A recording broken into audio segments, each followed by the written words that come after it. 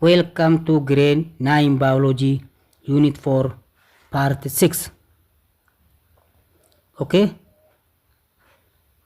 baga nagaan kara barnoota biology kutaa sagalaffaa chapter yookaan immoo unity afuraffaa partii ja'affaadhaan nagaan dhuftan jecha. Okay, let us start from parthenogenesis. Okay, we start from parthenogenesis.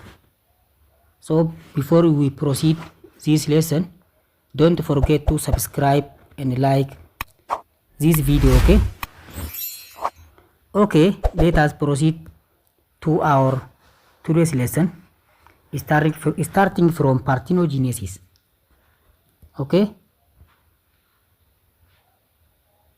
why offspring produced by parthenogenesis is commonly called virgin births. Look,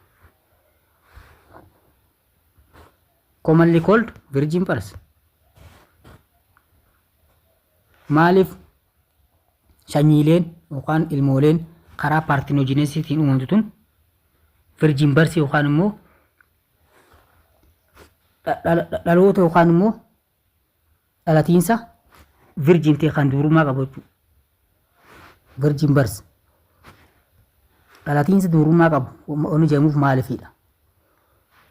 Gaafin tun jechuudha.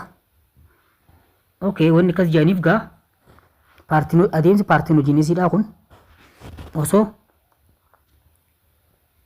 spermii fi illee waliin qunnamin ilmoo uumamte jechuudha. Isaan waan ta'eef akkas jedhamachuudha. Okay, some species of animals, sanyiileen bineensotaa tokko tokko kan akka bees kanniisa jechuudha. Kana kanniisaa kun are able to reproduce asexually.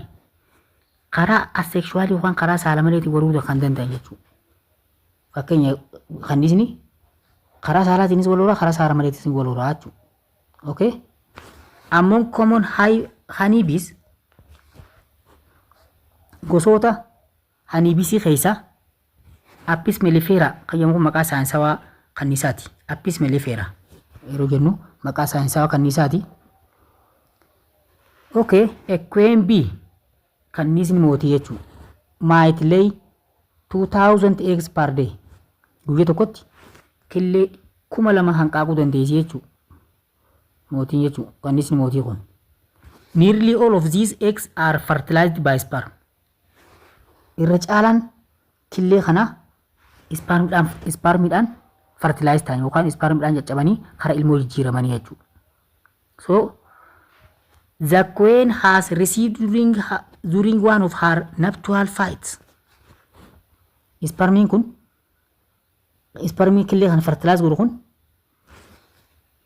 queen bee yookaan immoo kanniisni mootii kun yeroo gaana qabdu yeroo keemikaala facaaftee gartee walqunnamtiin saalaa akka irra raawwatamtu barbaadu jechuudha. Nuptial fight jechuun yeroo kanniisni diroonii yookaan kanniisa kormaadhaa queen tan irratti walqunnamtii saalaa asii hojii raawwatuudhaaf itti wal fight godhu yookaan itti wal lolu jechuudha. Nuptial fight jedhamee beekamtu. Nuptial fight jedhamee beekamte jechuudha adeemsa kuni.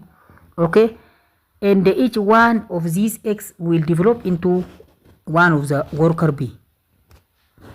Look, killeewwan kana keessaa killeewwan hundi akkatti caccaba kana keessaa one of these eggs will develop into one of the worker bees of colony, every one of them female. Worker bees yookaan immoo kanniisa daleetu uumama jechuudha. Killee fertilize taate kana keessaa killeen fertilize taate immoo maal tolchiti? Worker bees yookaan immoo kanniisa daleetu yookaan waabee jennuu kana jechuudha. Isaan hundinuu femaleedha jechuudha. Killeen kanniisni killee fertilize taate killee sperm cabxee irraa uumamtu hundi isaa kanniisa daleetu ta'ee uumamaa jechuudha. Kanniisa daleetu kan female taate kan bishaan garaagaraa fiduu fi nyaata garaagaraa fiduudhaan beekamtu jechuudha waabeen kanniisa daleetuun.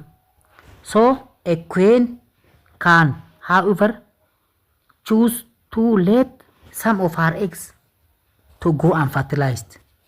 Dandeettii kan qabdee ammas kanniisni mootii kun killee isii hagi tokko walakkaa tokko fuutee osoo spermiidhaan waliin tuqin akka unfertilized osoo spermidhaan hin caccabin karaa ilmoota akka guddatu taasisuu dandeessi jechuudha.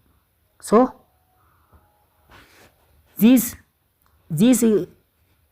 bees are making a male kanisa kormaa waan diroonitu irraa uumaa jechuudha killee hin caccabin tana killee sperm hin caccabin tana killee sperm hin caccabin tana irraa maaltu tolfama kanisa kormaa tolfama jechuudha.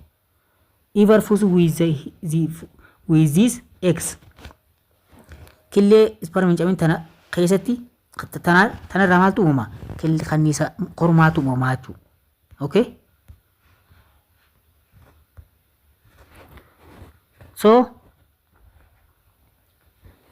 yet bees develop within them and hatch them from them. Look, akkasitti killeen osoo sperm walitti dhufne uumamte jechuudha. Naqamte jechuudha bakka gaagura keessatti jechuudha bakka killeen tuun killeen kormaadha killeen dhaltuudha keessatti ilmoota jiru keessatti. So since egg and sperm do not come together in this process sababa killee fi adeemsa uuminsa kormaadha kan keessatti adeemsa uuminsa male diroonii kana keessatti killee fi spermii waliin arganne waan ta'eef adeemsa kana keessatti this is not sexual reproduction adeemsa karaa wal hormaata saalaa hin jennuun jechuudha. Maaliif hin jenneen? There is no need of any sperm and there is no need of any eggs during the formation of what? Male bees. Yookaan drones. Adeemsa kormaan kannisii dhiiraa yookaan kannisii kormaadhaa kan drone jennuun kun itti uumamu kun sperm killeen osoo walitti dhufin waan uumamaniif adeemsa parthenogenesisiin uumame jechuudha kannisii kormaan. So instead each of these bees has been derived through parthenogenesis. Look. Tokkoon kannisii kormaadhaa kun kan inni derive ta'e kan inni argame karaa parthenogenesisiitiin jechuudha. Adeemsa parthenogenesisiitiin. Parthenogenesis jedhamu kanaatu karaa kanaan uumame jechuudha kanniisa kormaa. So this parthenogenesis is a form of asexual reproduction. Gosa wal hormaata saala malee in which unfertilized egg develop into an adult organism. Look. Unfertilized egg. Killeen hin caccabin. Killeen sperm biraan fertilized hin ta'in. Killeen sperm biraan hin caccabin. Karaa kanniisa gaheessatti yeroo guddatu adeemsa maal jedhama parthenogenesis jedhamee yaamamaa jechuudha. Okay? Among the honey bees, all the bees derived through parthenogenesis are males. Look. These are a few drones of bee colony. Inni kun kolonii keessa kolonii kanniisaa keessa isa baay'ee muraasaa jechuudha diroonsiin kun. Diroonsiin kun baay'ee muraasaa jechuudha. Kolonii daleetuu kanniisa daleetuu garaagaraa kanniisa daleetuu xiree dura waapee xiree dura daleetuu xiree dura. Diroonsiin kun immoo baay'ee muraasaa jechuudha. Diroonsiin kun maal qofa fayyadate seete yeroo mootiin walqunnamtii saalaa feete walqunnamtii saalaa wajji raawwatee du'u. Akkuma beekamu kanniisni yeroo takka mootii wajji walqunnamtii saalaa yeroo godhin ni du'a. Tokkichi isii argate sun sabboota xumura jiruu isaati jechuudha ni du'a. Saniis muraasaa jechuudha lakkoofsaan muraasa diroonsiin kun. Isaan dalagaan dalagu diroonsiin kun meelsiin kun dalagaan isaa mootii qofa mootiidhaa wajji walqunnamtii saalaa raawwatee du'u qofaa jechuudha. So yeroo mootiidhaa wajji walqunnamtii saalaa raawwatutti ispermii waan jiru guututti keessaa dabarfatti mootiin. Ispermii inni qabu guutuu keessaa dabarfatti maaliif ni du'a waan ta'eef ispermii guutuu keessaa dabarfatee tokko sun ni du'a sanboota kaaf immoo yeroo itti aanuuf lafa taa'aaf jechuudha.